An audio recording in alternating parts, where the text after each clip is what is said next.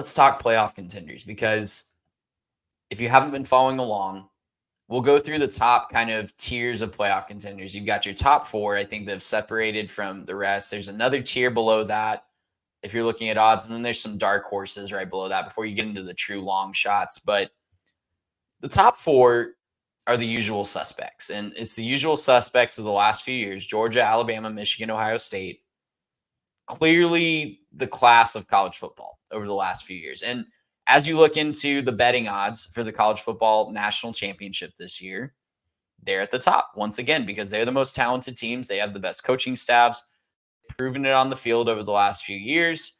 And quite frankly, they deserve the benefit of the doubt from from the odds makers, from you as a college football fan, until proven otherwise. So let's go through it real quick. Georgia, of course, is at the top. They return a ton of production. Of course, they have a new starting quarterback. Stetson Bennett has exhausted his 10 years of eligibility. And Carson Beck just newly announced he will be the starting quarterback. There was a little bit of drama there at camp, but Carson Beck will be the starting quarterback. I think he's a very talented player. All he has to do is drive the bus on the offense and get it to the playmakers that he has, including Brock Bowers at the tight end position, all those talented receivers and running backs. He has a lot of talent around him. The only thing going against Georgia is, quite frankly, history, because they're looking to three-peat, win a third title in a row. They would be the first team to do that since Minnesota in 1934 to 1936. It's been almost 100 years, almost 90 years since we've had a three-peat in college football. And two of those weren't even officially recognized for Minnesota. The 1936 was the first AP poll national title. 1934 and 1935 were retroactively given to the Golden Gophers. But Georgia looking to be the first true three-peat in almost 90 years. That is a lot of history to overcome. History doesn't play on the football field, though. And this, if you're looking for who the most talented, well-coached, all-around team on the college football field this fall, it's the Georgia Bulldogs. They are the team to beat. Despite what history says, despite the difficulty of three-peating, Georgia is the team to beat. Make no question about it. They are playing against history. They did lose their offensive coordinator in Todd Monken to the NFL, but Georgia is the team to beat, as they should be. Their SEC rivals, Alabama, on the other hand, who have been just the behemoths of college football since Nick Saban took over, for the first time, they're showing some kinks in the armor. And we here at the Three Technique have kind of, put our neck out there a little bit that we're not so sure that Alabama should be in this top tier of contenders until we see it on the field. Obviously, Nick Saban gets our benefit of the doubt. Obviously, Nick Saban has faced some questions like this before. But for the first time since 2015, you don't have a bona fide, sure thing, future NFL stud at the starting quarterback position for Alabama. How do they respond to that? How do they respond when they don't have a Bryce Young, when they don't have a Tua Tagovailoa, when they don't have a Jalen Hurts to fall back on? It's going to be really interesting. It looks like Jalen Milroe might be the starter. Saban's pulling it really close to, he's keeping it really close to his vest on that one. We don't really know who we're going to see start that game against Middle Tennessee week 1. It could be a situation where they alternate drives or alternate games like Michigan did last year. So, Jalen Milroe, Ty Simpson, coming down from the transfer coming down from Notre Dame as well. It is a mess at the quarterback position, to put it simply, for Alabama. And they also have a lot of roster turnover. I know they've dealt with that in the past, but they do not have a lot of returning dudes that they can count on at a lot of different positions on both sides of the ball. So Saban's going to earn his money this year. If they make the college football playoff, if they do what Alabama is quote unquote supposed to do, give Nick Saban all the Coach of the Year awards, because he would have done a fantastic job. Up in the Big Ten, of course, Michigan and Ohio State are the co-favorites. Michigan, Jim Harbaugh, it's the best team he's ever had. And I think that he is very confident about that fact. J.J. McCarthy returns as starting quarterback. Blake Corum is the all-everything running back. They've got a lot of production to replace at receiver, but it wasn't really elite production last year, to put it kindly. I think that they'll find some guys to plug and play at wide receiver, and the defense is just going to be nasty. All three levels of the defense are going to be absolutely nasty. It's going to be a team that you struggle to see losing more than 2 games in the regular season. And quite frankly, they have Ohio State's number right now. They have beat the Buckeyes 2 years in a row. If you would have told people 3 or 4 years ago that Jim Harbaugh would have the opportunity as a 3-game winning streak over the Ohio State Buckeyes, they would have looked at you like you're crazy, because that just did not seem possible a few years ago. Yet here we are. And all of a sudden, with all of this drama, we haven't really talked about this on the show yet, but Michigan originally was going to suspend Jim Harbaugh for 4 games. There's a recruiting violations. We thought it was about a cheeseburger. It turns out it was actually about COVID recruiting violations. Coaches really don't like that. The coaching circle is very, very adamant that they are not about that. And all of a sudden, that 4-game suspension just got taken away. And Jim Harbaugh will coach all games this season, but it's looking like the NCAA might come down very, very hard on Jim Harbaugh this offseason. So all of a sudden, if you're into the narratives, you've got a Last Dance Michael Jordan narrative building in Ann Arbor, because Jim Harbaugh, we all know that he likes to flirt with the NFL. We all know that he wants to probably eventually get back to the NFL one day. He flirted the last couple of off seasons after successful years at Michigan. If he gets wind that this NCAA investigation is not going to go well for him, this is a shot. This is his shot to win a national title at Michigan. And he goes all out, and, maybe one day you get the ESPN 30 for 30 documentary about the Last Dance with Jim Harbaugh and JJ McCarthy and Blake Corum and all those guys come back to make this documentary in 20 years. It's a big, big Last Dance vibe in Ann Arbor. Over on the other side of that rivalry, Ohio State has a new quarterback. Ryan Day has a Michigan problem. It's been a long time since Ohio State has beat Michigan. Michigan reminds them of that almost every day.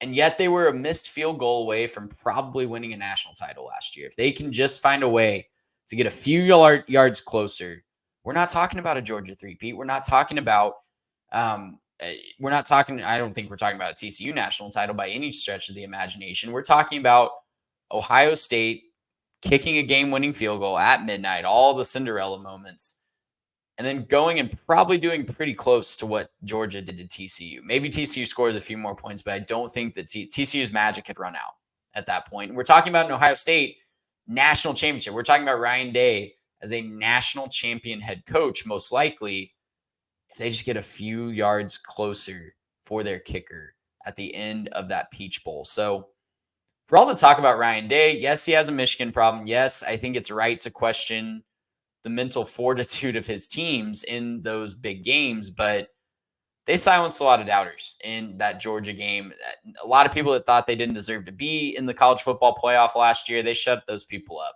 And Ryan Day, I think, is really tired of hearing the narrative that he doesn't deserve the praise that he's getting. He's really tired of hearing that old phrase, he's born on third base, thinks he hit a triple. He's tired of that, and I think he has something to prove this fall. I think you might see that on the field this fall.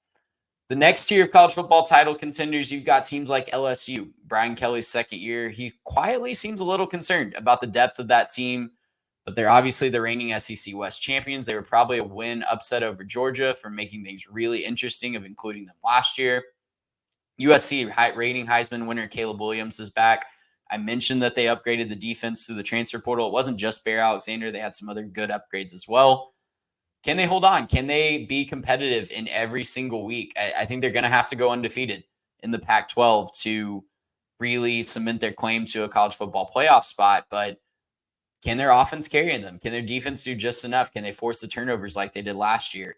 And can Lincoln Riley get back to the college football playoff at a second school? Florida State, I think, is loaded. They're my pick to win the ACC this year. We are really high on them as a podcast. If that's an 11-1, if that's a 12-0 Florida State team, they're going to be in the college football playoff and have a lot of experience to make some noise. Their talent might struggle when they run up against Georgia or an Ohio State or a Michigan or an Alabama, but I think they're going to be one of the favorites in the ACC. Clemson is rebuilding a little bit with a new quarterback situation.